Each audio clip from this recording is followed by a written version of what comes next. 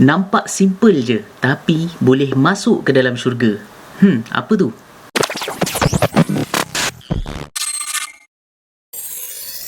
Assalamualaikum warahmatullahi ta'ala wabarakatuh. Ramai yang tertanya-tanya bagaimana syarat yang membolehkan seseorang itu masuk ke dalam syurga. Sebab bila kita lihat atau kita hayati kisah-kisah ahli syurga, terlalu banyak sebab boleh menyebabkan mereka masuk ke dalam syurga. Tetapi sebanyak mana amalan diperlukan untuk mendapat syurga Allah? Sehingga kini menjadi tanda tanya kita sebagai seorang Muslim. Yang pastinya seseorang itu dapat masuk ke dalam syurga adalah kerana rahmat Allah Subhanahu Wa Taala. InsyaAllah pada video kali ini saya nak kongsikan pada anda sebuah hadis tentang amalan yang kecil membawa ke syurga. Jom kita lihat bersama-sama. Baiklah, hadis ini telah diriwayatkan oleh Abu Hurairah radhiyallahu an. Sesungguhnya ada seorang yang berkulit hitam, lelaki atau perempuan, pernah berkhidmat membersihkan masjid. Namun satu hari Nabi SAW lihat lelaki atau wanita ini telah tiada. Lalu Nabi SAW bertanya kepada para sahabat, manakah gerangan lelaki atau wanita ini? Lalu para sahabat mengatakan bahawa dia telah meninggal dunia. Nabi SAW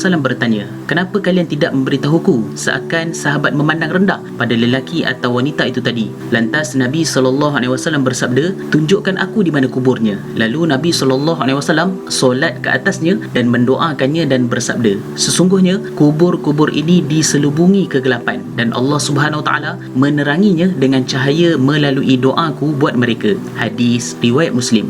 Okey, cuba kita perhatikan hadis ini. Bagaimana Nabi SAW amat menghargai usaha kecil setiap manusia. Walaupun tugas wanita itu sekadar tukang bersih atau sapu masjid sahaja. Persoalannya, kenapa Nabi SAW sangat menghargai usaha wanita tersebut? Sebabnya adalah kerana wanita itu juga mempunyai peranan dalam masjid dan mesti dihargai sekalipun nampak seperti mudah. Menurut Imam Ibn Hajar, wanita itu adalah Ummu Mihjan atau Mihjanah, seorang wanita kulit hitam yang berkhidmat membersihkan masjid. Dalam riwayat lain menceritakan bahawa wanita itu juga merupakan orang yang miskin.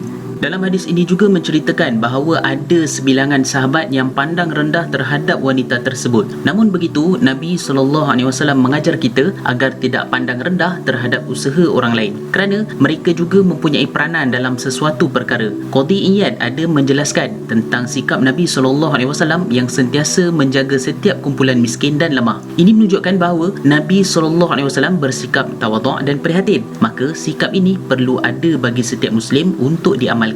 Selain itu juga setiap Muslim mesti ambil tahu tentang keadaan orang di sekeliling. Nabi SAW adalah insan yang sangat cakna dengan apa yang berlaku terhadap orang Islam yang ada di bawahnya. Dalam riwayat lain ada menceritakan bahawa Nabi SAW menunjukkan rasa prihatinnya dengan sentiasa bertanya khabar penduduk Ansar. Baginda Nabi SAW juga sentiasa ziarah kaum Ansar ketika itu. Maka apa yang perlu diingatkan di sini, sebagai Muslim wajib untuk kita prihatin dan tidak memandang rendah terhadap usaha orang lain, kerana dengan usaha yang kecil itu sebenarnya baik di sisi Allah dan Rasul, serta boleh membawa kepada keberkatan dan asbab untuk masuk ke dalam syurga Allah Subhanahu Wa Taala. Dalam sebuah hadis ada menyebutkan, janganlah kamu memandang rendah pada satu kebaikan sekalipun hanya dengan melemparkan senyuman kepada saudaramu. Hadis riwayat Muslim. Alhamdulillah, itu dia tadi sedikit perkongsian hadis. Mudah-mudahan ianya memberi manfaat kepada kita semua. Bagi anda di luar sana, jangan lupa untuk sebarkan video ini supaya orang lain juga mendapat kefahaman yang sama. Bercakap dengan fakta, yang penting jangan auta. Wabillahi taufiq wal hidayah. Assalamualaikum warahmatullahi taala wabarakatuh.